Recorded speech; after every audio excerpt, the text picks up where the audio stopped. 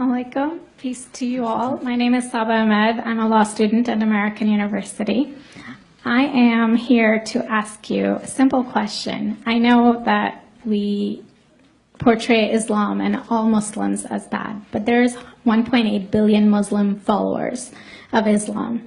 We have 8 million plus Muslim Americans in this country, and I don't see them represented here. But my question is, how can we fight an ideological war with weapons? How can we ever end this war? The jihadist ideology that you talk about, it's an ideology. How can you ever win this thing if you don't address it ideologically? Great question. I am so glad you're here, and I am so glad you brought that up because it gives us an opportunity to answer. What I find so amazing is since the beginning of this panel, which we are here about Benghazi attack against our people, not one person mentioned Muslims. We are here against Islam, or we're launching war against Muslims. We are here to discuss how 4 Americans died and what our government is doing. We were not here to bash Muslims. You were the one who brought up the issue about most Muslims, not us. And since you brought it up, allow me to elaborate with my answer. There are 1.2 billion Muslims in the world today. Of course, not all of them are radicals. The majority of them are peaceful people. The radicals are estimated to be between 15 to 25%, according to all intelligence services around the world. That leaves 75% of them peaceful people. But when you look at 15 to 25% of the world Muslim population, you're looking at 180 million to 300 million people dedicated to the destruction of Western civilization. That is as big as the United States. So why should we worry about the radicals, 15 to 25%? Because it is the radicals that kill. Because it is the radicals that behead and massacre. When you look throughout history, when you look at all the lessons of history, most Germans were peaceful. Yet the Nazis drove the agenda. And as a result, 60 million people died. Almost 14 million in concentration camps. 6 million were Jews. The peaceful majority were irrelevant. When you look at Russia, most Russians were peaceful as well. Yet the Russians were able to kill 20 million people. The peaceful majority were irrelevant.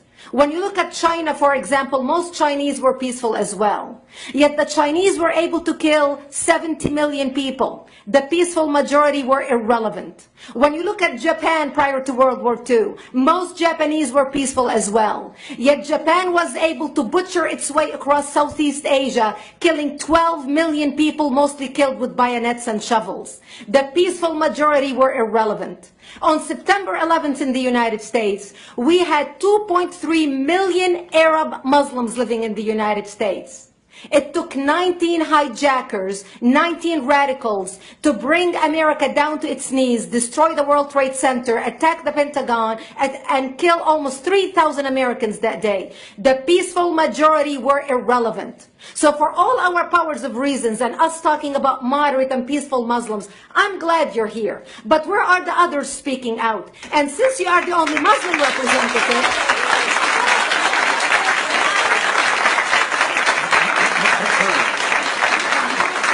applause till the end.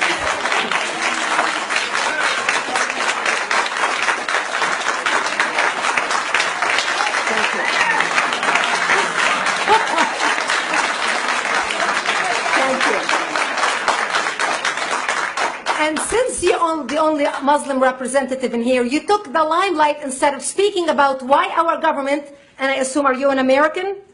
You're an American citizen. So as an American citizen, you sat in this room and instead of standing up and saying a question or asking something about our 4 Americans that died and what our government is doing to correct the problem, you stood there to make a point about peaceful, moderate Muslims. I wish you brought 10 with you to question about how we can hold our government responsible. It is time we take political correctness and throw it in the garbage where it belongs and start calling it fair.